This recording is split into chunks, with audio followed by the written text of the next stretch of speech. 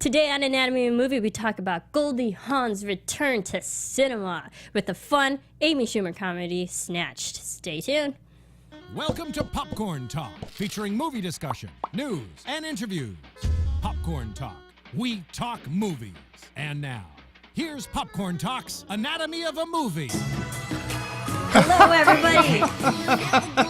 And I'm a white boy with I no love this rhythm, song. so they can all dance. I'm just gonna bob my head.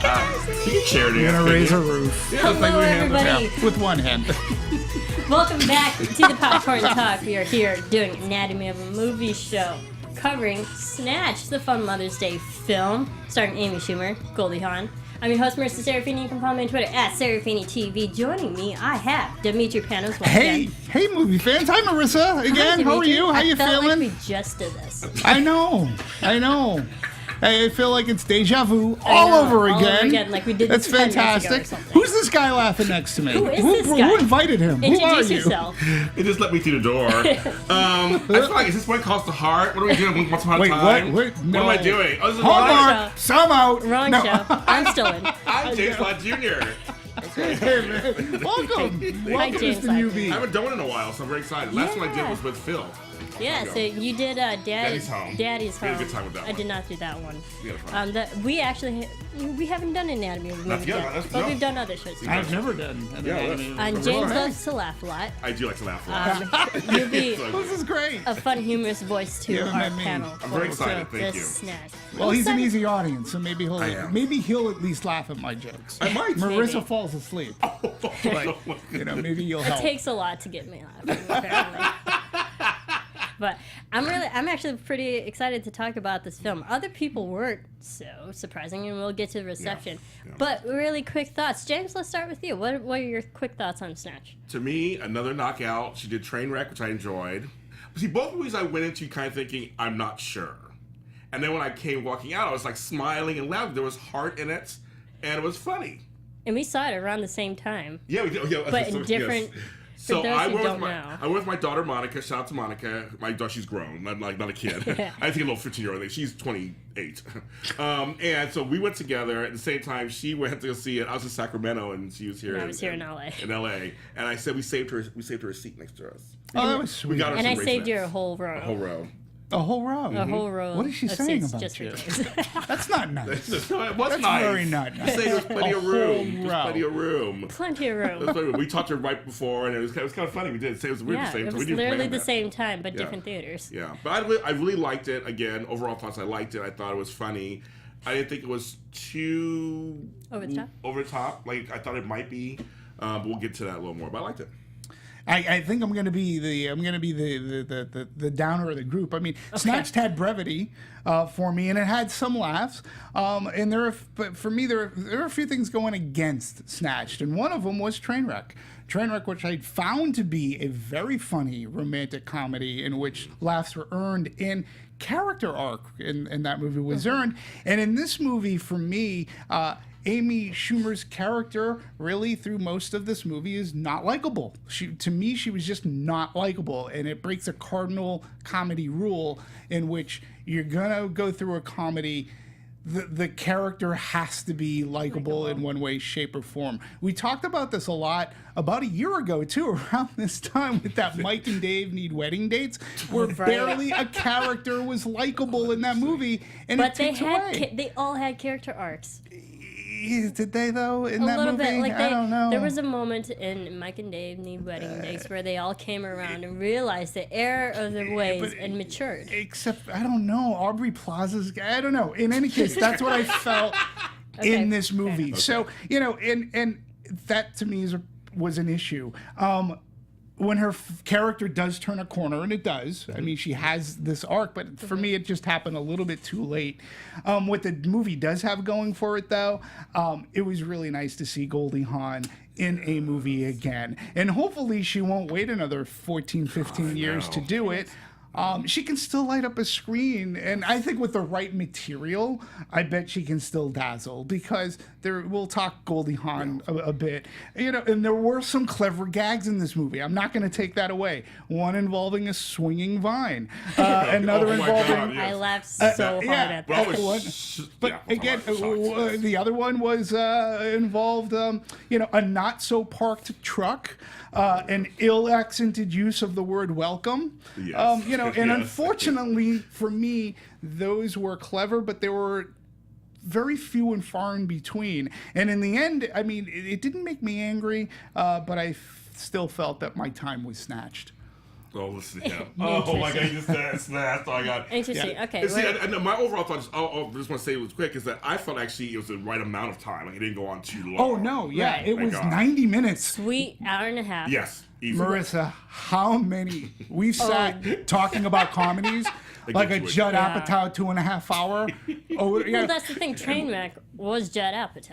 Right. I mean, Right, that was, right. and we talked about it in our Trainwreck anatomy, like how Apatow it was. Yeah, but we've talked, and I know Phil is a big. Phil and I are right on the same page on this.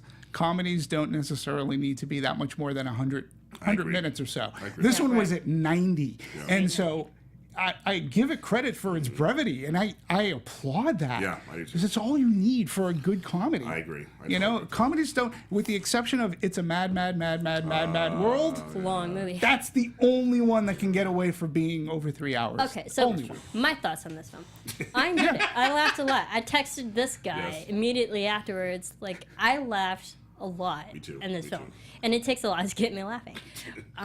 But I thought, like, I'm more of the physical gag type of, the slapstick humor. That's more my type of humor. And there was a lot of it in this film, which I enjoyed. There was, those raunchy jokes that, of course, Amy Schumer's going to throw in. But I think I enjoyed this film more than I did Trainwreck. Oh, Really? I did. Interesting. And we talked about it in Trainwreck. I liked the second half of Trainwreck more than the first half. Okay. And I felt this film was funny throughout. Yeah. So, and the short half an hour, like, you have to understand it's comedy. Yeah, it might need its character to have that development and have a character arc in the end. I felt we kind of had, like, both a little bit with Goldie Hawn, with Linda, and why am I forgetting her character? and Emily. Linda and Emily, both of them, the mom and daughter. Like, I felt like they both had a moment where they realized, what they were doing, and kind of had a moment of growth. But it didn't really bother me that the characters weren't as fully developed, because it's a comedy. The pace of this movie is driven on the comedic timing, the situations they're in, not the characters they are. I kind of go with that. Because I see what you're saying, too. There were some things that were kind of left out. I kind of didn't bother me. Yeah, and the writing to me, like, again, another movie that I just recently saw was Christmas Office Party, or Office Christmas Party. Yeah. And that movie to me was funny, and partly because I liked the characters in it. I could follow these characters. Again, to me, Amy Schumer, and I get it, like, she's supposed to be Amy Schumer-ish, but to me she was just very selfish and unlikable through far too much of the movie But that was before she turned also it the off. same thing with Trainwreck. Her character wasn't likable. Yes, but she had other people that by the middle of that movie, she was softening up to being in a she came relationship.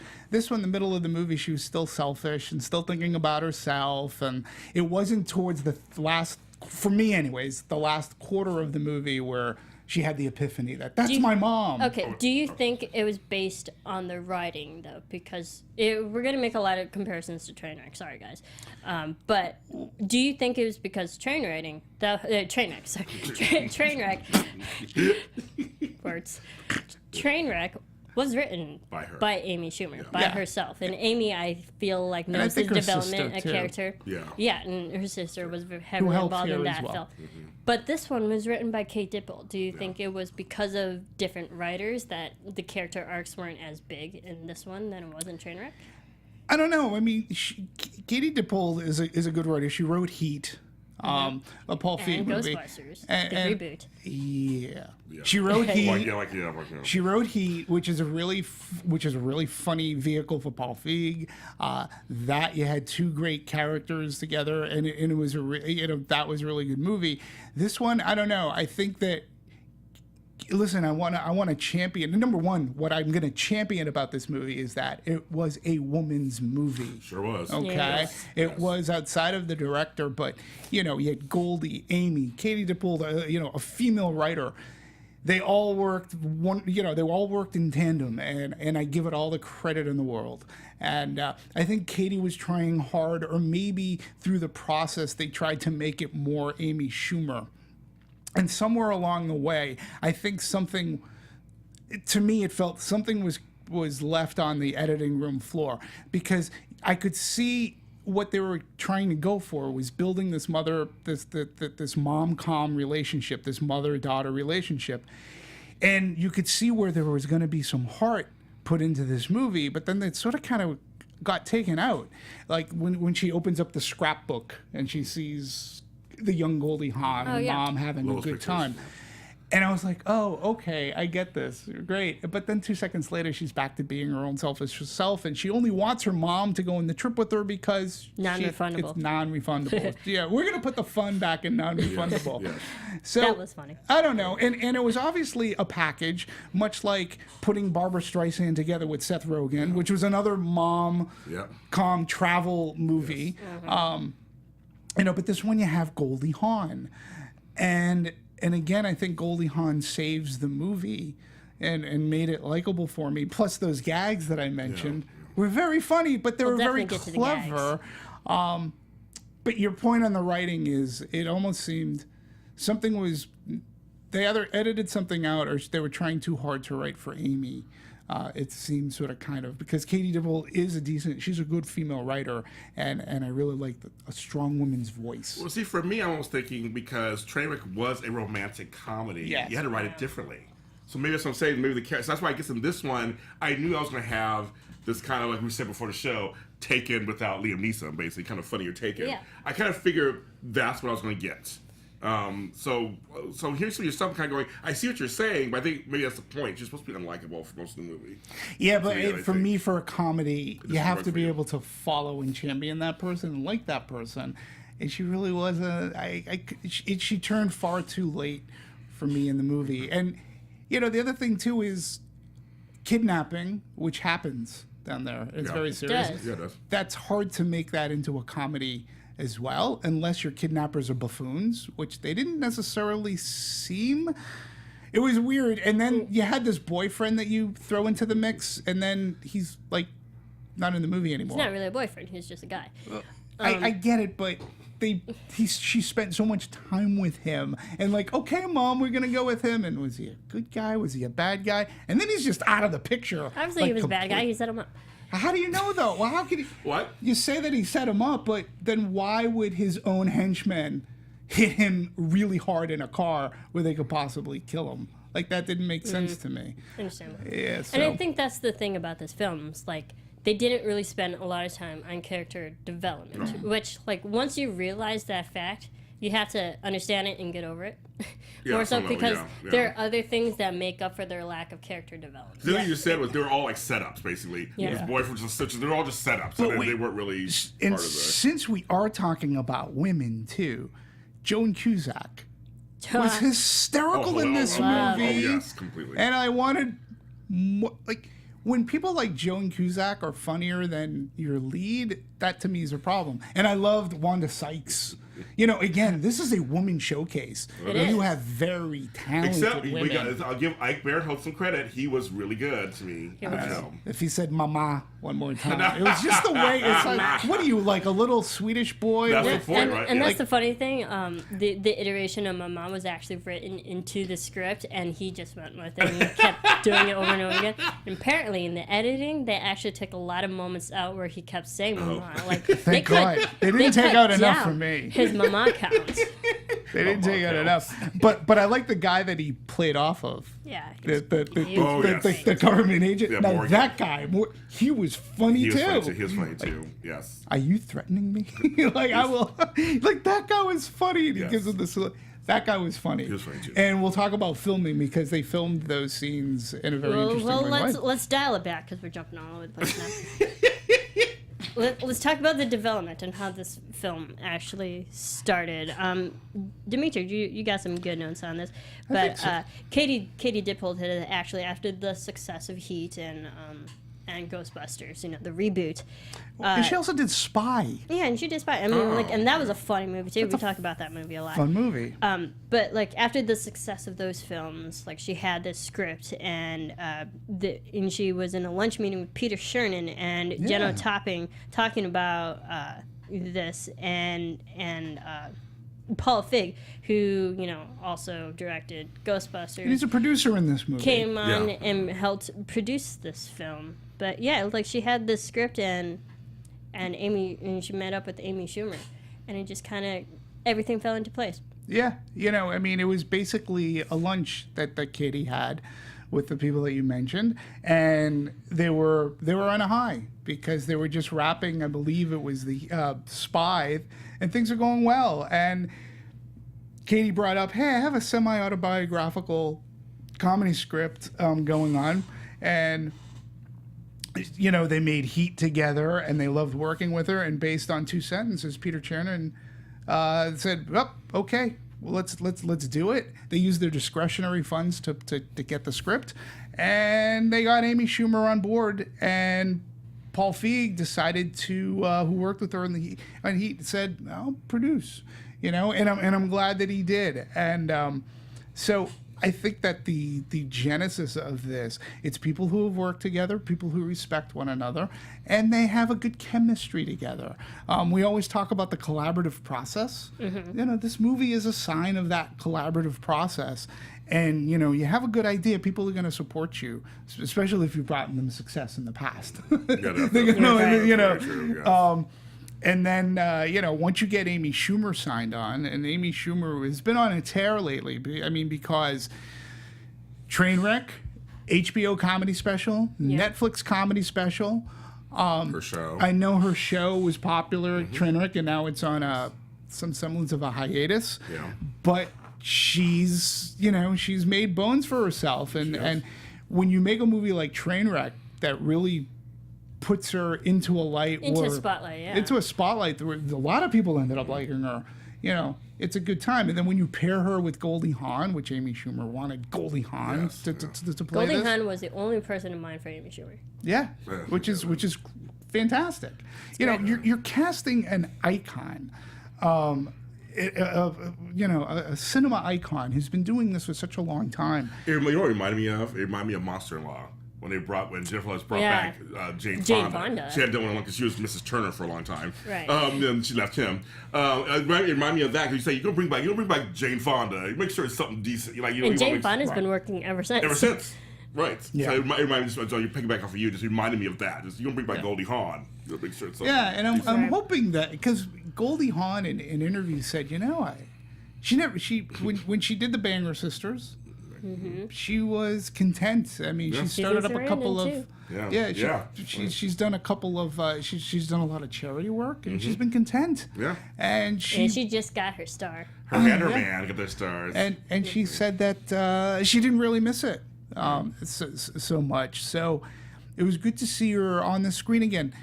She has this amazing thing about her, whether she was on television or on screen, Goldie, and that is. She takes the ditzy blonde, but there's another layer to it. She's got these sparkling eyes. She has a smile that literally can light up a movie theater.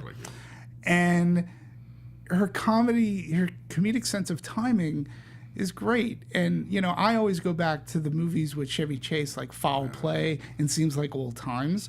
But you could also talk about Private Benjamin. Mm-hmm. Which she produced. Yeah. She's one of the first female producers to put a company together and produce her own films. And Overboard. Yeah, Overboard. I love Overboard. But she can also play drama.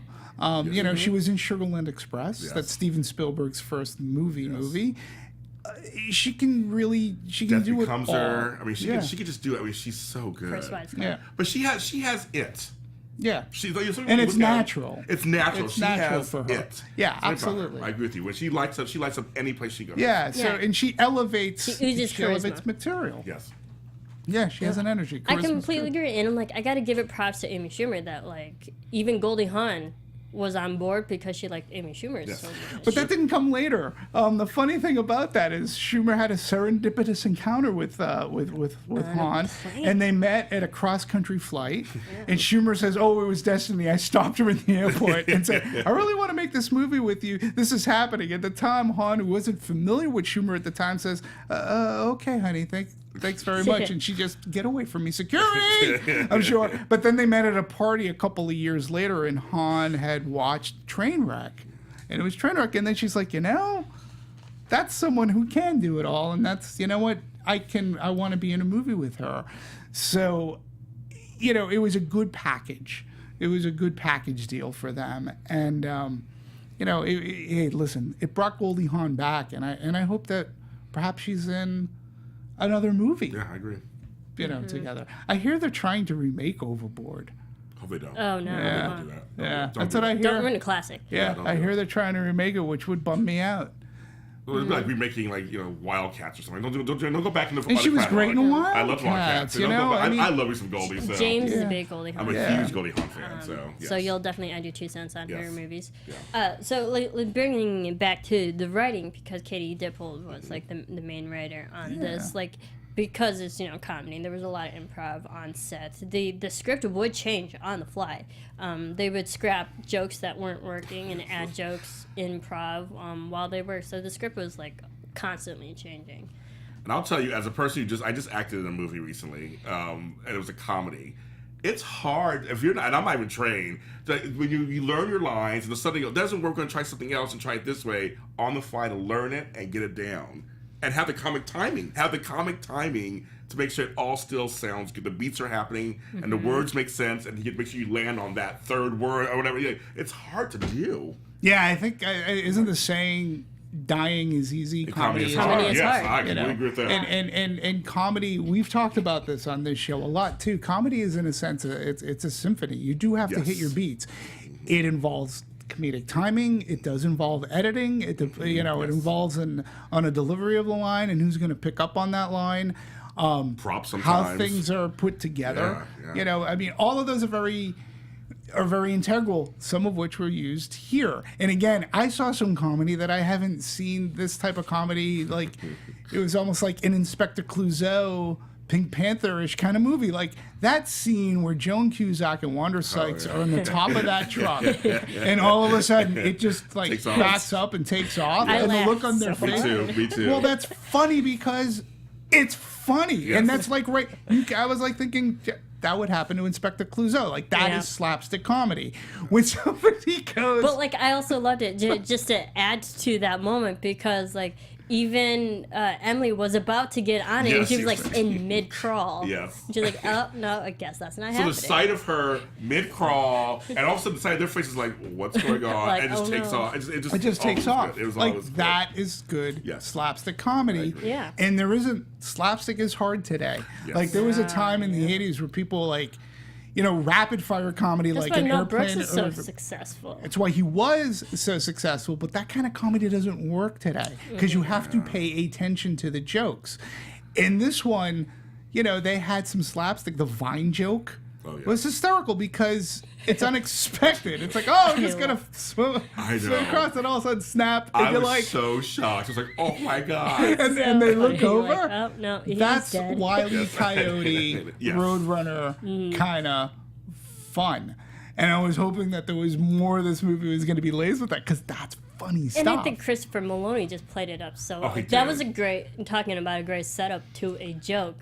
Like he was so confident that they were all gonna make it across. We're just gonna swing. It'll be great. And I'm a man, so I'll go first. Let me go. And like it was so like he was done so chivalrously. Yes. And then done so pathetically. Yes. He So just drops. I know. That makes for good slapstick comedy, I and it laughed works. so hard. Me too. I did. I was shocked at first, but then I started laughing. I was like, oh my god, that's crazy. But you're right. Slapstick nowadays is really hard to do because even some TV shows try it. I like Scrubs. When Scrubs is on, they did a lot of slapsticky, sight gaggy stuff. I think Angie Tribeca is I one. was just going to say Angie Tribeca is the closest. I'll say next. I was saying it's hard. I mean, it's hard. You said it's harder and harder to do successfully, but people actually want to see it. And to me, Scrubs was one that it was on for 8 years. It was a good show. I like Angie Tribeca. I like that show too. I love that Because it reminds me of the old, Zucker films. But I'm a huge Yeah. Airplane and Police Squad fan. I mean, I just can't help And that's it. what that's what Angie Tribeca is. But it's Yeah. hard. I think comedy has become harder to make. And I think because the audience so is different. subjective too. Is that you? Yes. Yeah, but there was a time where people actually they made really funny comedies, and comedies ruled at the box office. Like comedies ruled a lot. 80s were and great it's for comedy. hard. It's hard because today you're straddling a fine line, and this was a good R-rated comedy. But sometimes making an R-rated comedy in today's day and age is hard for a studio to do because they want to make it PG-13. They want to take out some of the edge. And sometimes there's too much edge. It's trying to find this balance that's going to work. And sometimes they overreach in trying to make funny. It's funny. I didn't like Ted. I know people loved it. It was a huge hit. It was R-rated. I didn't like it. But I did. I mean, I love Ted. I'm just saying, it's one of those, like you said, it's one of those things where it's hard to get R-rated Wait, comedy which one? these days. Ted? I didn't like Ted. Oh, the bear. The Yeah, bear. the talking bear. I just didn't. That was a hard R as well. It was a very very hard. hard R. And Always they at the made same time, it was a very They hard made R. a sequel to that one as well. Yeah. Yeah. So Yeah. I just for me, but again, it's a subjective thing. For me, it tried too hard for him. So I couldn't really enjoy the bear things after a while I got on there. I couldn't take it anymore. Yeah. right. No, I did love Ted, but this movie I at least appreciate because it was women, and that's hard to do, and starting with Paul Feig actually, starting with Bridesmaids, okay, and then when you make movies like Heat and Spy. These are very women-based comedies with putting funny women together and making Melissa good McCarthy. movies, right? Yep. And then, putting this movie together, I champion that because, women are driving this movie. It's comedy, too, which was a genre that was basically dominated by men. All right, male. So, I can applaud. I applaud the efforts going into this, and I want to see more of it. And it looks like there's a crop of this because Scarlett Johansson is in this very bad thing. Yeah, Rough Night. Rough Night, and then we have the Jada Pinkett Smith. Yes, the black version. Yeah, Yeah, which the black version. looks Yeah. hysterical. Both coming out at Both like the coming same out. Yeah, time. they're both coming out this summer. So I'm happy to see that because I do believe, women are funny. Well, I mean, when you look at I love Children- Bad Moms. Bad Moms. Yeah, I enjoyed I that. love And Bad again, Moms. Bad Moms, you had likable characters to see- follow through. Even your villain at the end, like Came even around. Oh, yeah, came yeah. around. Yeah. But they were likable from the beginning. They had problems that you even as a guy I relate to. But see, I feel I'm going to disagree with that. I just feel like those movies had different kind of premise. Like you kind of had to. Oh, I'm sorry. I can get on my hands. Stop stomping. And I'm like, I'm going to talk my hands. It's crazy. She knows me. Anyway, What are you, no. Italian? Well, Puerto Rican. I'm Greek, Black is. so- I know Greeks. Some of the Greeks. But I just think that this movie wasn't that kind of. Didn't need that kind of stuff where Bad Moms revolved around kids and motherhood, and Trainwreck revolved around a relationship and love. I feel like this one didn't necessarily. I see what you're saying, but I don't think this one necessarily needed. Yeah, I Also, think like for this comedy, is it's a needed. situational comedy as well. Trainwreck really wasn't. It was more just like a relationship and a joke. It really was. It was and good. Snatched, they're physically in an environment where they're making it funny. So there are different variables that made this film funny in some ways that people might enjoy, like myself, more than others. Yeah. But we're getting into the situations and the cast. Remember, what were your thoughts on Amy Schumer in this as Emily? You, Dimitri, you mentioned she wasn't as likable, but I didn't mind her being because I think if people are known for know Amy Schumer's work, that is her type of character that is easy for her to portray. It's not out of her wheelhouse of what we're expecting. We know she can be crude. We know she can also have a soft side. And so I didn't feel it was something unbelievable. So I didn't mind watching It had nothing to do with believability for me, and I get it. It just, her turn happened far too late. She didn't develop that heart. She was just annoying. She was just that self-centered, selfish person through 3/4 of the movie for me.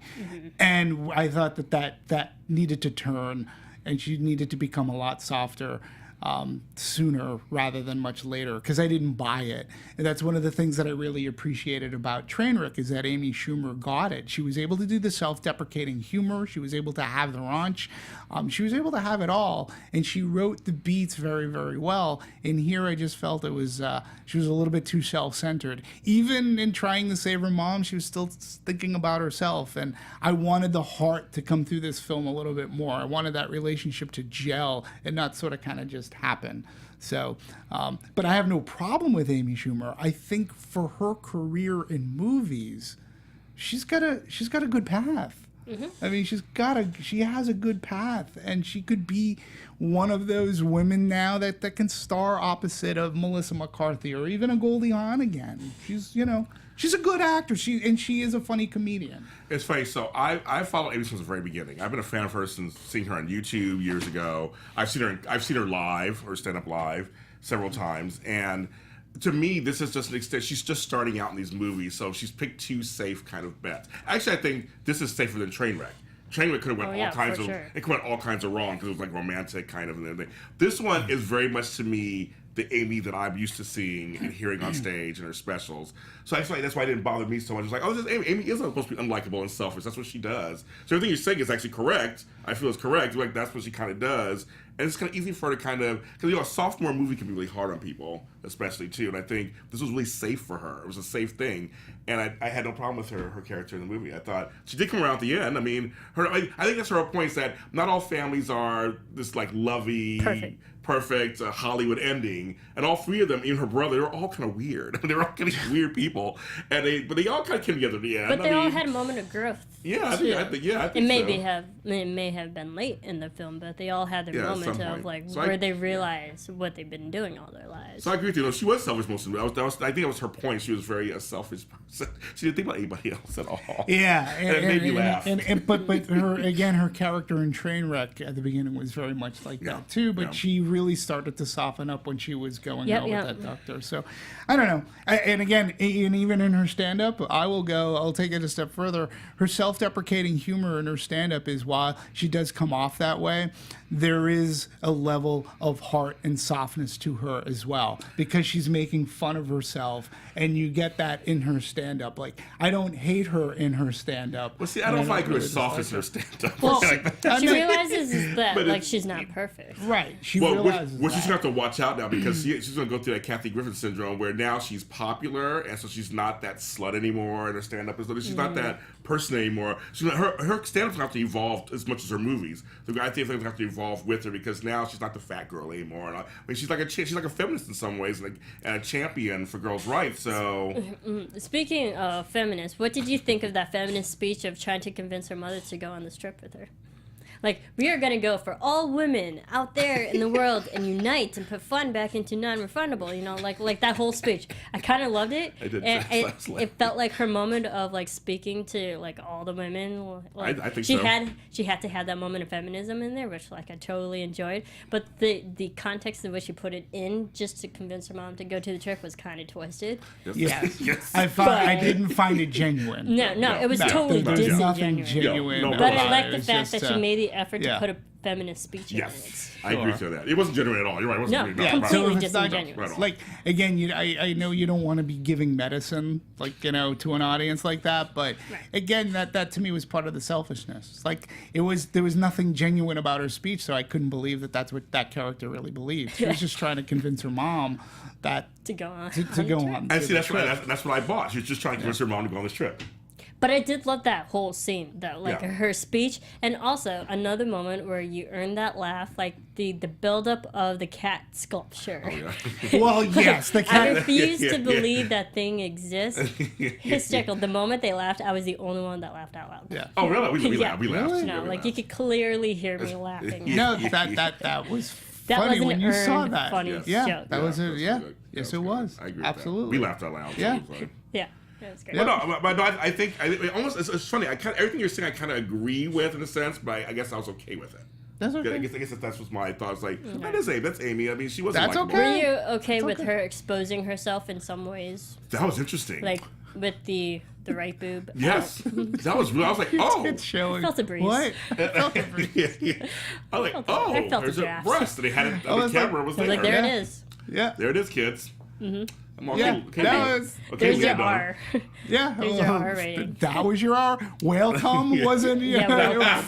like again, see that to me is clever. And she talked about that scene in the Howard Stern show about how that all came about, and that was her idea, and how she was like.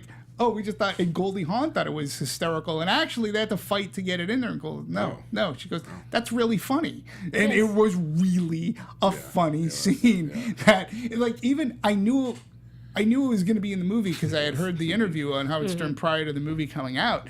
So when it happened, I was like, that really is hysterical. And what's brilliant about it is, and again, this works to slapstick physical comedy. Goldie Hawn's timing of the spit up and how it goes Oh yeah. Yes. was classic. Yes. Just like classic. What is this, Welcome. honey? Welcome. I want my chicken. That's And not- the choice of keeping someone still on Yeah, Amy's face like- as she's talking, the gross Gross. factor. It was perfect. It was perfect. it was Gross. hysterical. But That But was also, funny. like, the boob joke came about at the end. Like, Right. now the mom's Oh, boob right. is Yes, out. yes. I'm like, I'm glad we didn't see You see it. Goldie's boob. No, But thank like, God. she it wasn't was a gonna shout. it was a big enough joke the first time for it to come around the Yes, second time. I agree with you on that one. But I was like, it was Amy's boob. Okay, I'd Yeah. seen that before. Okay, that's interesting. Yeah, Yeah, she but, put it out there. I thought- Literally. What did you think of the tapeworm scene? Oh my God, I was grossed out so much. I loved it though, but I was so grossed out. It was so It was weird. It was weird. It was Yeah. So like, weird. it was gross. Again, well, it wasn't that it was gross or anything. It just But it was didn't originally seem in the to script. fit in this movie. You know, it just didn't. I was like, oh, okay, so we have these good doctors. It was like a tapeworm. Wait, okay, whatever. Well, you know, all these girl movies now, these art movies, they have to have some scene that has to do with something with the bowels or innards. You know, they all do it now. They all do. So they all do it now. It seems like. So I think you Yeah. add that in there because that's that's what they do. I think there was much cleverer comedy in this movie than the tapeworms. I think the situation with the tapeworm, like the way that they built it up, like, oh, we're gonna feed it meat, so like to lure it out. I was like, okay, weird. But like, I think they I know. actually No, do that. no, 4 to they 5 do. doctors use Yeah, like- tri-tip. no. Oh god. That meat was big. Just like dang. But the okay. tapeworm situation was originally in the script Yeah. and they kept it. And Kate Dipple personally doesn't like tapeworms. She's like the one thing Well, she who hates does? the most. Who I likes mean, a good like, tapeworm? Who really likes tapeworms? Must be thin and honestly. skinny. I'll take one. But in a bad way, like you're eating all your insides, nasty. And I just watched an episode of Grey's Anatomy where like this girl had a whole nest of worms in her stomach. That's gross. Nasty. That's gross. Nasty. Go watch that episode. No, it is. Oh my God, I used to be a So nurse. like watching That that sounds recently Yeah. and then watching this tapeworm. It was just ridiculous because, like, apparently when they were filming it, they laughed so hard when Amy Schumer was in the mouth guard. Yes. And they just, like, rolled with it, and obviously her running around with that. Yes. And obviously the tapeworm is CGI. Yeah. But watching it was just ridiculous on screen to the point, like, what the hell is happening? Oh, I was grossed out. Yeah. Yeah. Oh, very gross. Like, that was the moment That for me. I'm scene like, happened. okay, yeah, too much. Yeah. Yeah. It was fine. It is what it is. I'll tell you, Jonathan Levine, too, is interesting because he did that movie The Night Before, which I also enjoyed. He's done a few films. Yeah, he's done a bunch. And he was asked from Slash Film, he was actually asked what I thought, and I put it in my notes because I think it's a really good question. You're one of those filmmakers who what you do next is almost a reaction to the movie you previously made. And he was like, yeah. He goes, absolutely. He goes, I learned a couple of things. And one of the things he said, he goes, I gotten sick of my own writing. Even though with Night Before, he was working with Evan and this guy Kyle and Ariel. But he's like, yeah, I just got sick of my own writing. I wanted to maybe find a project that I didn't have to really shepherd and write and rewrite.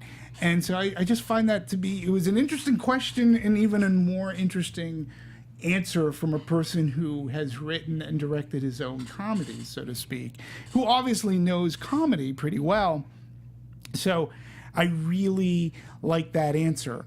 And for him to say, I want to direct, but I'm going to direct somebody else's work. I want somebody to find a project for me. And again, when you're thrown into this type of a creative atmosphere for a guy who directs comedy, right? it's his wheelhouse, so he doesn't have to worry so much about writing the script every night, but they can do it on the fly. And we've got very talented people who can work with that. So, Right. you know, and again, he kept it short. Yeah. I really like that a lot for a comedy. And I also think it helps that Amy's a writer. So Yeah. she's not just an actress on the show. She's a writer. I don't think Goldie's done any writing, but she's But seasoned. Goldie is trained in comedic timing. Yeah, exactly. She knows all that stuff. So Yeah. they work through. Yeah, Goldie has Yeah. experience Yeah. in this. So Let's talk about Goldie. What were your thoughts of, like, after being gone for 15 years in movies and her return and comeback in this character? Did you enjoy Goldie and her portrayal of this character? I thought she was great. I thought she effortlessly returned to the screen. I mean, it's like she was never gone. It's like Right. there she is. I mean, she's in another movie. She wasn't rusty or anything. She wasn't. I don't think she was rusty. I don't think she was wooden. I don't think it was. To me, there was nothing that said. Everything said to me, she knows comedy. She just knows, and she knows this kind of comedy. She knows it, and like it showed on screen. I thought she had chemistry with everybody she was part of, with them, especially with Amy. I thought she was great. I mean, I had no problem with her whatsoever. no, like I said, to me, she was the bright spot of the movie. You know, it's funny, as I was driving up here, I was thinking about Goldie Hawn and her career and where she is in her career. And listen, she was content taking 14 years off. Like she said, she didn't get the bug. She didn't miss it at all. So it took something to get her back. But one thing that I always wonder about her when you know, she's not a stand-up comic, right? I was like, God, like going, you know, we've never really seen Goldie in a sitcom. Either. Like where she would, at least in this day and age, she could rule and be fantastic. I hope to see her in more movies, and it would be nice to see her like in some more comedies. Listen, at this day and age, when, you know, I don't know what her age is, you know, and regardless, but many people have gotten that second wind, you know. Lemon and Mathau, Jesus Christ, with grumpy old men, and Anne Margaret bringing these people back, and Anne Margaret was just recently in a movie. Yeah. Grumpy Old Man's great. You know, but the same thing can happen with Goldie Hawn. She can have a renaissance in her career again. Are we not saying her age? Are we saying it or not saying it? I don't know what She's it is. 71. Okay. So she's still, to me, it's still young Yeah. enough. I mean, 71 is still young enough to continue for another 10, 15 years, kind of. Yeah, In this and business. If she wants to. Yeah, if she wants to. Yeah, if she wants to. And I hope she wants to, you know, because why not? If you can entertain people and you can be in a good comedy, like, why not? She's always welcome on screen. She's just very pleasant, and she hasn't lost the sparkle in her eyes. And that's what made her, you know, she could do the overbite thing and the innocent thing, and she can play it. I hope it's a sign that maybe she'll pick another project and be in some more movies. Well, it's interesting. she seems content on her other life too, and I can understand where some people, we want her back, we want her working, but she's like, I have my man, I have my kids and grandkids. She has her charity. I have my charities. The charity, so I can see where she's like, Yeah, and that's also like the power of Goldie Hawn, because she hasn't been in a movie in 15 years, but she's always been around. Yeah. Like, doing the research for this, I didn't realize it's been 15 years since her last film, because I feel like she's always referenced in pop culture. Like her presence is still very everyday and very present. Yeah. It feels like she really never went away, maybe from films, but she's always doing something that she's still somewhat in the media. Yeah, absolutely. I was watching some special on Ron Martin's Laughing. I remember laughing as a kid and all that stuff. Right. And I remember that, and she started out on that. Yeah. And won an Oscar during that time period for Cactus Flowers. Like, it was weird. Like, she was always she stood out. Yeah. She wasn't that pretty blonde with a nice little body with things paint all over. She stood out. She stood out. There was a natural, and it wasn't that she had to act to do it. Nope. Yeah. You know, and again, growing up in that era, to me, when they paired her with Chevy Chase, that was a good. I was always hoping that they would at least do one more movie together, and maybe they can do one more movie together. You know, as going into the sunset, because they worked so well off of each other, and they reacted like their chemistry. Yeah, I agree. Was on point in each of those movies, and again with as far as Goldie Hawn goes, she is, in a sense, she's Hollywood royalty. She's a national treasure. She's a treasure. I love her so much. Yeah. She is.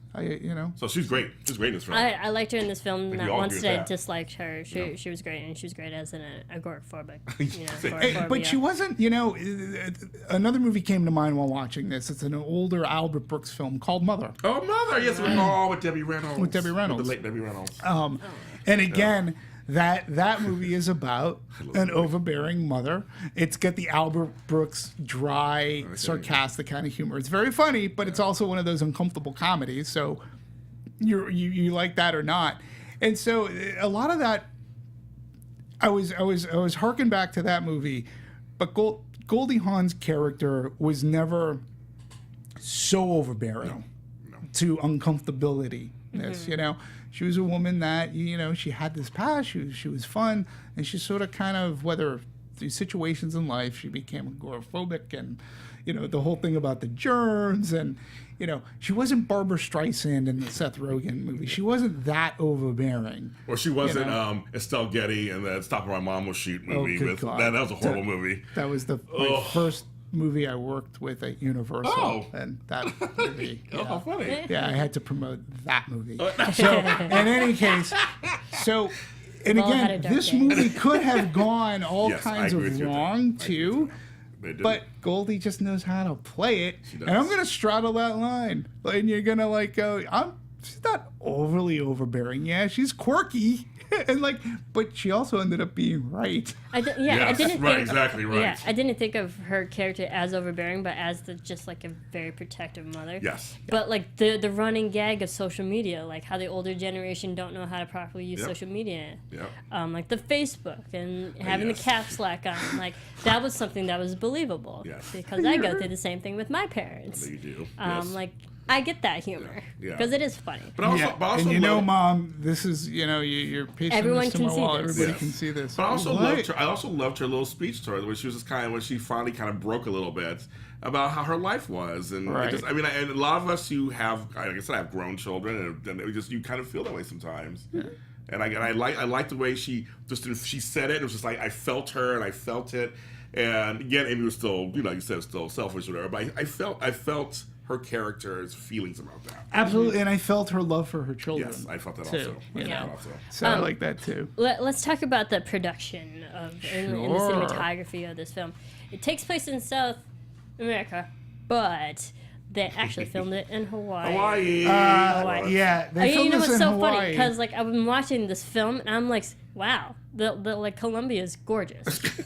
Literally, I had that thought in my head. And I was like, that's a really. Well, see, what's funny pretty. for me is I had a feeling I didn't know where it was filmed, but I didn't think it was filmed in South Central was like, America. I thought it it's an couldn't island. have It's an been. island. It's an island somewhere. I couldn't remember. I couldn't think of where because I've been to Hawaii, but I was like, it feels like an island. No, That's what I knew exactly where they filmed Dimitri it when was I saw just that. in Hawaii I last was week. exactly. okay. I was exactly where they filmed it. Yeah, there I you was next to the Four Seasons. Like when they showed the lagoon, I was Yeah. like, "What the fuck?" I was just there. I said, "This is totally Hawaii." Oh, wow. Funny. And I was like, "That's crazy." And then when I read about it, and they said, "Oh yeah, they had their production at the new Four Seasons," I'm going, "Yeah, I went to that bar over there, really? and I know exact because it's right next to Disney's Alani.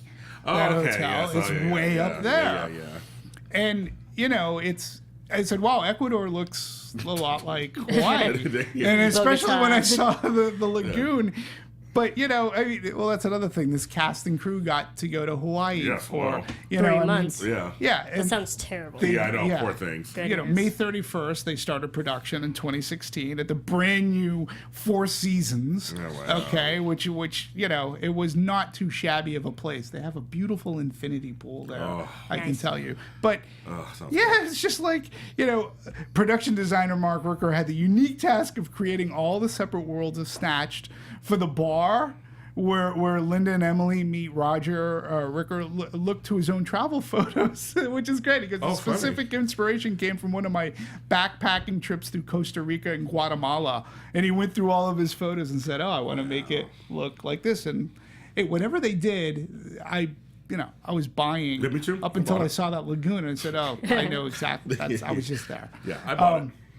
Yeah. What was interesting from a production design thing to me is that Ike Barinholtz and what was the gentleman's name? That the government agent that Morgan. he played on Morgan. Morgan. Okay, those two they were actually right in the same set together. They didn't film their scenes Like just a few feet apart. Yeah, literally, just so. And how smart. See, this is just so they can get the chemistry And the timing. and the timing down right. And I thought, you don't have that appearance due to editing and the way that it's shot and the camera work that they had to.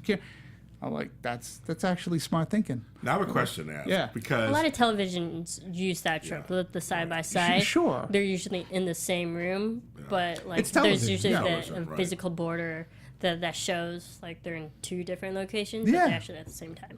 now I started to laugh because the black guy's name was Morgan in the film, and Ike plays Morgan on Mindy Project. So I was wondering, is that some kind of inside joke thing, or is that coincidence? No, I don't know. You know what I mean? Like, it's like 'cause same thing with Wanda Sykes' character and Joan playing Barb. She played Barbara on Old Adventures of New Christine. Right. So I was like, is there some kind of probably inside? coincidence. It probably was just coincidence. It was just really, for me, Names. I caught, I was watching this going, let's see, played that. It's played the platonic friend of Christine. And I think they kept saying Like, platonic friend. your name's James, but we also have an engineer named James. Right. You know. I don't know. I mean, That was It's- done on it's purpose. kind of- but you know, I know that's on purpose. But I'm saying some movies they do throw in things sometimes. I just caught these couple of things. But I'm just saying sometimes they throw things in just for themselves Yeah. for fun. Maybe. But I don't know. Just something like is caught. I want to add, all right, so that was pretty cool that they're feet apart from one another. Now listen, Joan Cusack says yes to a project where she doesn't speak a word. Now, I don't remember the last movie Joan Cusack was in, but I always remember her as early as being in 16 Candles, Yes, okay? Yeah. And I think that she has, in a way, surpassed her brother. Oh, for John, sure. For, you know what I mean? like, And- longevity. Yeah, and For sure. she's still freaking funny. That is. scene where she's like rolling around doing all that special ops stuff, I'm like going, she's freaking funny, and she doesn't say a word. The scene where she's I getting loved upset, putting away all her like, Yeah. her kind of stuff, she's going to torture her homeboy. And she's getting mad. She's getting upset. Barbara's getting upset. And like she's not saying anything, but her face is like it was Facial hilarious. expressions. It was hilarious. Yes. I thought the great. moment when they were doing the recon going through the building and whatnot, like how she was like sleuthing from room to room, Yes. hysterical. Also, like the first introduction to her character, like explaining that her tongue is cut Yeah, off. she cut her- She's in that fountain pool. She's the Yes. only one laying down in like a recon position, like Yes. looking out for everybody. I'm like, what are you doing? Yes. Hysterical. But she takes, Joan does a lot of roles. I mean, she's one, like you said, surpasses her brother. Absolutely. She does a very variety of roles. I remember her in Working Girl, of course. I mean, she does a lot of stuff. Say That's anything, very, yeah, very, I know. very, very diverse. Yeah, absolutely. Yeah, and apparently they said they just offered this role to Joan, and we were like, "You're going to think this is crazy, but do you want to play someone who doesn't talk?" And Joan herself thought it was funny, so Yeah. she jumped Funny on as board. hell. You still had to act. I mean, you still have to act. Which Yeah. is probably even harder. You And still have to like act. even Wanda Sykes and Amy Schumer like back up the reasoning for this character and why she's so funny. It's like we are actors. Like actors love not having lines. Yes, You right. know, That it's makes sense. easier. Yes. So yeah, Joan was full on board. Yeah, which is really liked it. fantastic. Which She was is great. fantastic. She was great. I mean, and Wanda, they both were great. They were a great little pair. Her being a little overbearing and coming in, just being nosy, just jumping in, and always That being I liked a cautious. lot. It was hilarious. It was Yeah, hilarious. here's my Always card. Why don't we have dinner today? Yes. What did you think of the actor who played Morgado? Did you like buy him as like a villain, someone who was like on this rampage to find these two American women throughout in the this whole in film? this context, yeah, because they played him a little cheesy. I mean, the outfits he wore, first of all, the tracksuits and the Yeah. hair. I felt like he was this kind of villain for this kind of movie. Like it made sense to me. I mean, I didn't have a problem with him. I believed it. Yeah, I mean, he was fine. It was, again, it's tough because at one point I was like, well, if you are, I mean, they were playing up, you killed my favorite nephew. Yeah. You just killed my only son. And like, you just figure, to me, I was having he's supposed to be this badass, right? And so when he's like, roll down the window. It doesn't hurt as much. It doesn't hurt as much, but then I'm like going, okay, at that point, if he really is a badass, he's just taking out a gun and shooting. Like, he's not punching. He punched the window like a Yeah. badass. Yeah. So. He punched the window, but he has a gun. what are you punching for if you have a gun? Well, if you shoot them, the movie's over. Right. Well, I mean- but he's not, see, Right, don't you exactly. think it would have been funnier though? He gives her PIN number. Like again, if you're gonna make a kidnap comedy, right? And we already set up at the beginning of the movie that she's pretty destitute. She's out of a job. She doesn't work, right? So have how money. she already paid for this trip, right? Which is non-refundable. So if they give her the PIN number and they come back and go, "Fair, what is this? You have no money in the bank," and then Goldie Hawn's like, "What? You have no money?" Like, that to me is funny, other than, well, you're just giving a PIN number. We know that you don't have anything, but you didn't play up on that more. Like, that would have been funny. And that would make kidnapping funny. Kidnapping in Ecuador and in Mexico and wherever, that's not funny these days. And I don't know. It was a tough line to walk, and that villain wanted to be a badass, but he wasn't buffoonish enough To be ridiculous. to be ridiculous. Yeah, and like I've talked about. And he's a good like, actor, this guy, too. Yeah, no, and Yeah. I've just talked about, films where a villain wasn't played up as well as a villain could be. What I couldn't really buy was, like, you killed my only nephew, and I'm like, throughout the whole film, I'm trying to remember, like, did we even see your nephew? Was your nephew important enough for us? Like, this is what I'm talking about, like, they didn't develop characters well enough. They didn't develop the nephew well enough for us to make us feel and believe this is the only reason why he's after these two American women. That's true. They didn't do that. I'm like, okay, so sorry you lost your favorite nephew, but I don't even remember your nephew. Well, they tried to make it kind of funny too, with, when they were holding the mom captive and the one guy was on Tinder. I did chuckle on that a little Right. bit. Right. And the rest of them were watching football Right. because everybody likes football. I mean, Right. soccer. So I mean, those parts. I think they were. I mean, you're right. They didn't really set it up enough, but I feel like these were all just kind of like for the next scene. It was like, "He want to show you this." Go to the next scene. Like, it wasn't really meant for anything.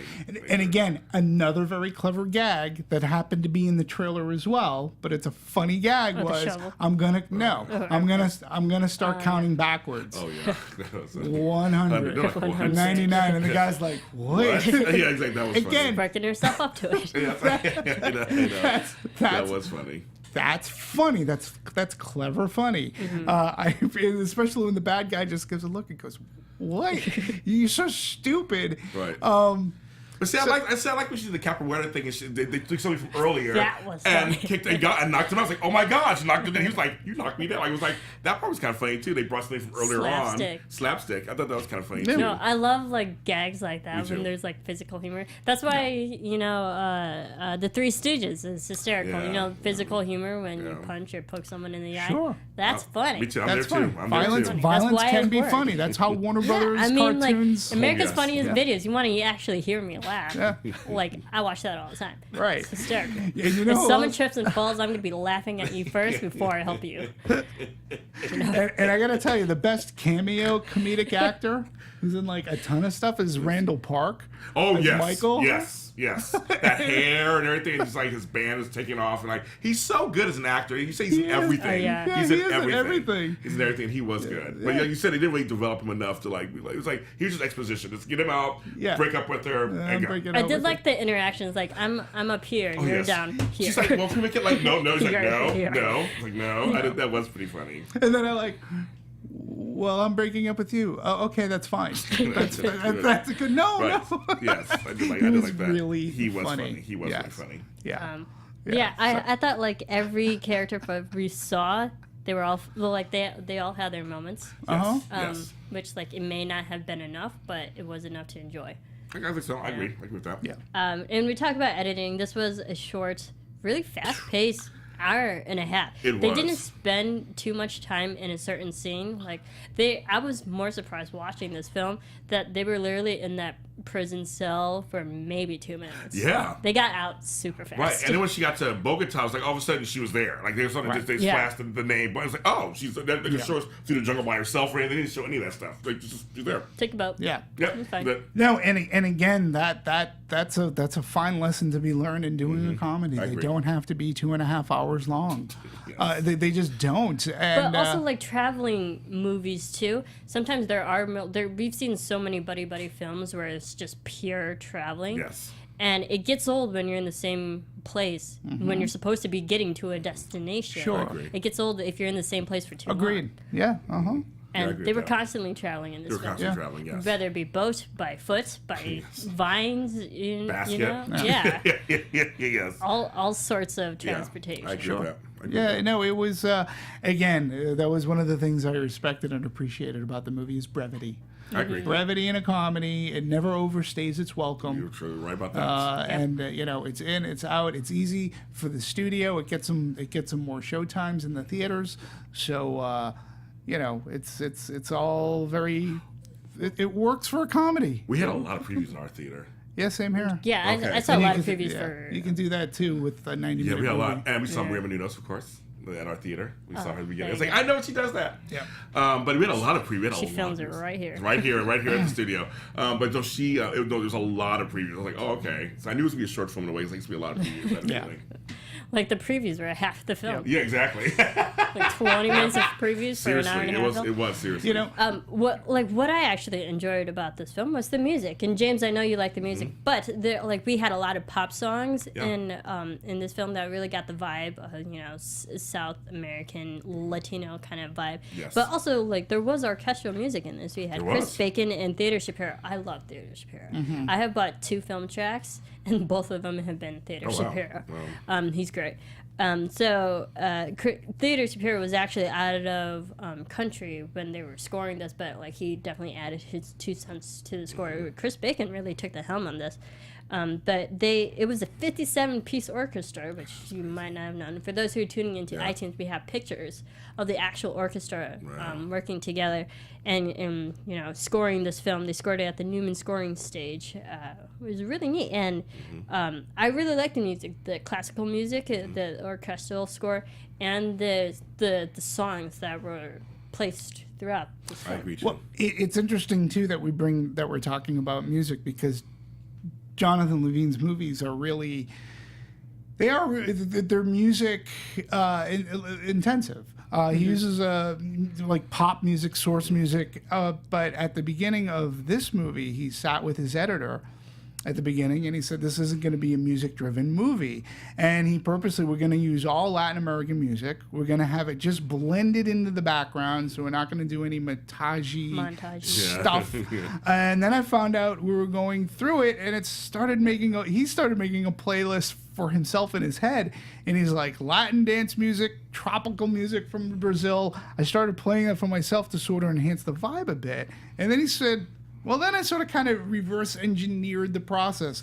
And this gentleman, Gabe Hilfer, who is the music supervisor, they just reverse engineered the soundtrack. I never had this kind of macro feeling of what it should be. Mm-hmm. And as we started to work through it, the cues in, cues by, cues basis, it started to take on its own shape. So even it became eclectic, diverse.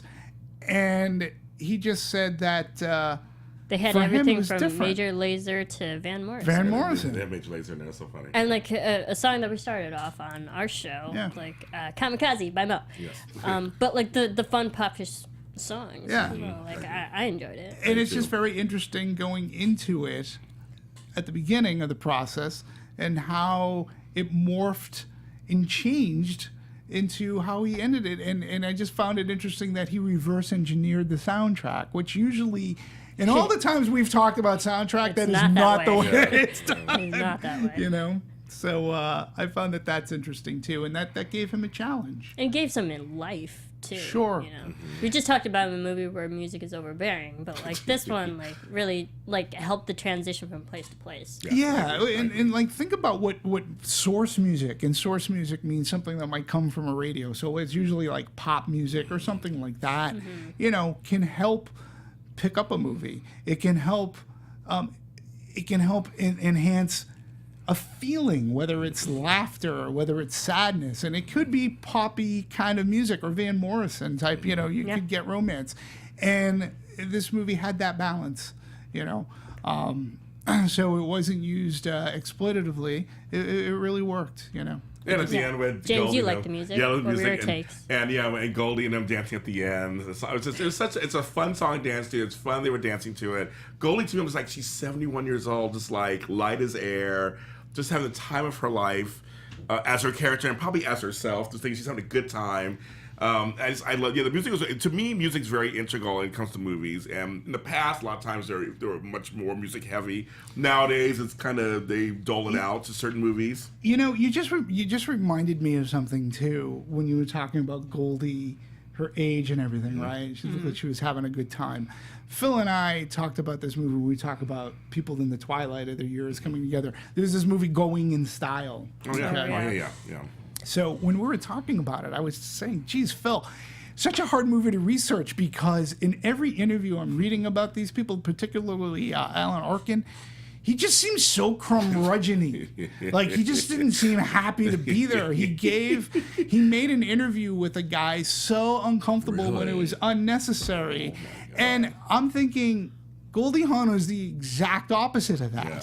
You know, like, they were asking Morgan Freeman, Alan Arkin, and Michael Caine, so did you guys get along on set together? And they're like, well, you know, we didn't really get together until after the movie was over because once we finished our scene, we basically just went in our trailers and slept.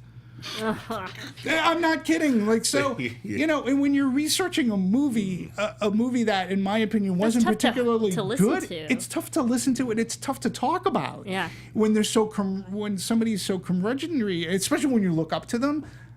I didn't get that sense from Goldie Hawn at all. I totally got what you were saying. She was having fun, and she didn't. Not once in any interview did I read. Yeah, as soon as they said cut, I went back into my trailer and slept. I went back into my Four Seasons room and took a nappy. You know, she and Amy seemed to actually get along. Amy missed her after they wrapped it. Like, Amy actually said in the interview, she's like, I just missed her, you know, like, missed her presence, missed her vibe, missed her smell. She had said that on her, Yeah. I watched her, also they were on Watch What Happens Live with Andy Cohen recently, too. And it was fun to see them sitting together in the clubhouse. That's where he does his thing in the clubhouse. And it's fun to see them sitting together, and they were having such a good time together. She was just like, there's like, I mean, I could tell that Andy was just like, this is Goldie Hawn, like, but it's just like her and Amy were still having that same fun on this late night show. Yeah, having a good time for half an hour. Just having a good time. Agreed. Yeah, and I never got. I mean, Goldie. There's no sense of complaining. No. She seemed to have fun, and that's why I hope that she had enough fun. Yeah. Where she might want to do another movie, whether it's with Amy Schumer or anybody else. Just like keep doing movies now. Yeah. You know. Well, the music was. I liked the music a lot. I thought that was good. I thought it fit. I think everything fits. And like you said, it took us to a journey where they were going through their journey. It was like really. It matched up. It was really interesting how it matched up. Yeah. I loved it. Let's talk about the box office and it came in second. It's okay. After Guardians of the Galaxy. Right. Once again. And Guardians was in its second week, so opening weekend was 19 million, 19 and a half, like 19.5 million. Yeah, 19.5 million, not too shabby. Did better than King Arthur. Did better than King Arthur. Now, we talked, you know, for those who didn't join us on King Arthur, one thing we did talk about was release date. Yeah. For this movie, This is apropos. This was perfect. Yes. Yeah. You know, this is a perfect release date for this movie. Yeah. I think it benefited. It benefited because there isn't a rated R. There isn't a comedy out there right now that I can think of that's in theaters right now. So it was good counter programming. You're releasing this on Mother's Day, and this is being a Mother's Day comedy, right? Yeah. So a lot of a lot of people who haven't seen Goldie might want to go. So daughters and mothers can go, families can go, regardless of whether or not this is rated R. It did. Perfectly so. So when you get a 19, almost 20 million, and we're looking at a budget of $42 million. That's a production budget. It's not too bad at all, considering right now your domestic total is like 25 million. So your foreign is 3. So worldwide we're doing about 28 million, right? We're gonna go into this weekend.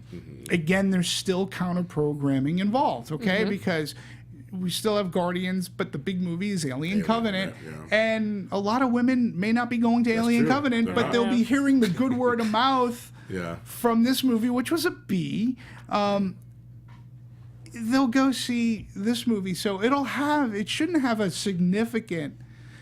terrible drop in its second weekend, although Mother's Day did help the gross on Sunday. It did. There was a significant increase on Mother's Day weekend but there will be a larger drop because it started off so big. There'll be a larger drop expected for 19.5 million opener, which is to be expected. But every woman I've talked to loved the movie. Of the public, they said they saw it. Everybody I talked to, they loved it. I texted James right after, and I'm like, well, I don't know why people are hating this film. Yeah, I know. If you're expecting an Oscar movie, it's not that good. Not at all. But not like, at all. I don't know why people are hating this film me because neither. I laughed a lot. Yeah, I laughed a lot too. My only thing is, I told you why. I was like, but you is hate it- the film though. You didn't hate it. I didn't. it Like, it hate did make towards me Amy angry. Schumer? But no, there's no hate towards Amy Schumer. I wish the material were better. That's my only thing. The 37%, sort of there. I was a little bit surprised that it only got a B in Cinema Score. I thought it might have been a little bit higher. B plus, A minus. Or like, IMDb is exactly. only 3.2. Yeah. And the audience percent on Rotten Tomatoes is only 36. Yeah, which is interesting to me. Super low. That's The audience, okay, I saw it at a relatively crowded theater, okay? The audience I saw it At a with, good time. Yeah, it was a good time. But it was, like I said, it was a relatively crowded theater. The audience I know that I saw it with was laughing out loud. Yeah. And again, when you're seeing a comedy, I've said this before too, laughter is always infectious. Mm-hmm. So if the crowd's really into a comedy, you end up laughing, even if it's not even that funny. That's true. How about, tell me about your audiences that you saw it with. So we saw it around the same time. It was middle of the week. It was Wednesday at 5 something in the afternoon. But we actually had, I would say it was about maybe 30 of us in there, which is not bad for like a midweek kind of, afternoon. And everybody laughed.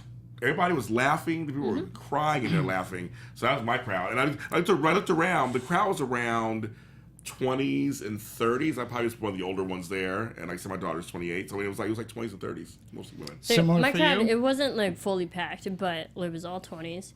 But I noticed that some people laughed at some jokes and others people laughed at other jokes. funny. Yeah. Like I was laughing at some jokes that no one else was laughing at. Oh, interesting. So I felt like humor is definitely subjective Yeah, it for is, people. it is. And I felt there was some slapstick humor, some actual written humor, and then situational humor. Well, and I think where that falls is if you have the Goldie Hawn fans, okay, because this is her first, let's say, rated R, like comedy, like raunchy comedy. She's been in rated R movies before, but this is her first rated R raunchy comedy. And the people who are going to see Goldie Hawn, they might not be, they're going to see her.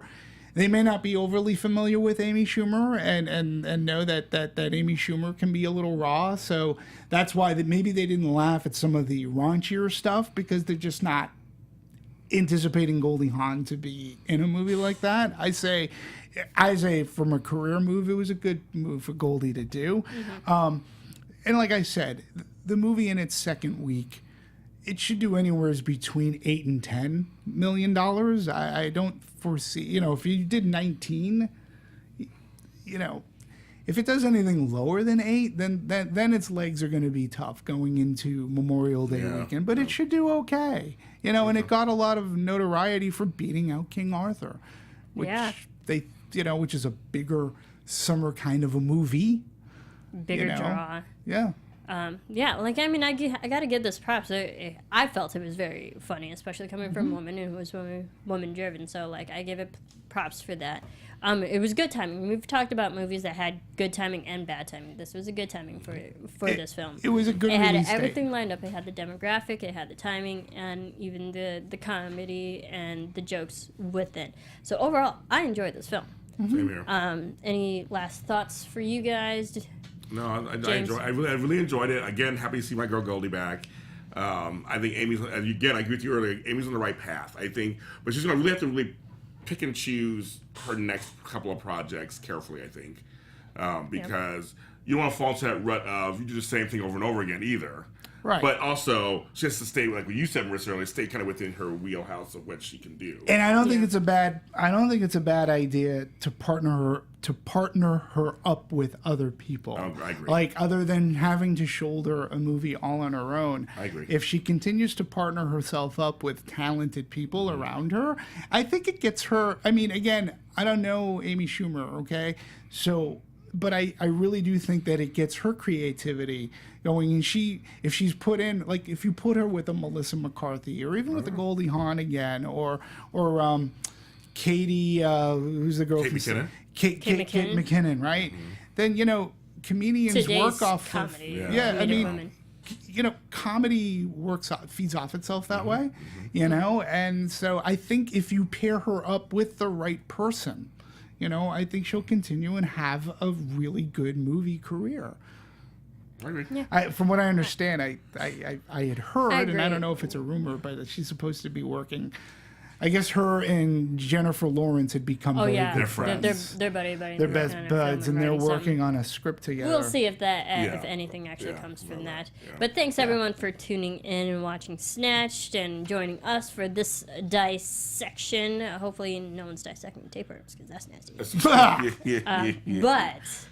in the meantime, where can everyone follow you? James, thanks for joining us. It was my pleasure. Yeah, Thank man. you. Thank It you. was good. Thank Making you. you come fun. on all my shows. Yeah, I know. I just follow my first girls. I made all the guys come here. You did too. You can follow me at James Lott Jr. on all social media platforms. And this weekend on our sister network, it is my 1-year anniversary shows for a bold breakdown and restless wrap up. I have special guests coming on. Nice. I have lots of people calling in. We have champagne flowing on air. And I'm very excited to have these 2 shows I created for this. So I'm very excited. Thank you. Awesome. you go. Awesome. You can please support me on Twitter at dmovies1701. Always talk. I love talking movies. Hey, I think we need to do a special shout out.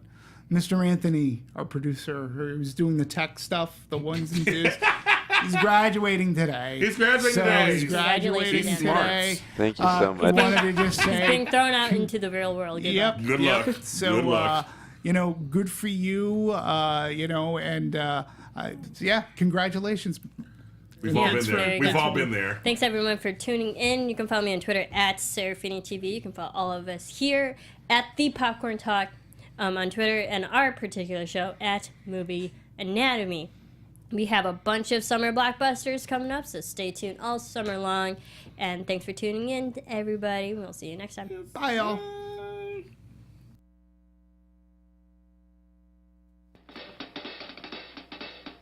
From producers Maria Menounos, Kevin Undergaro, Phil Svitek, and the rest of the Anatomy of a Movie staff, we would like to thank you for listening and subscribing to the show. If you have any questions or comments, feel free to email or tweet us. I'm Sir Richard Wentworth, and this has been Anatomy of a Movie.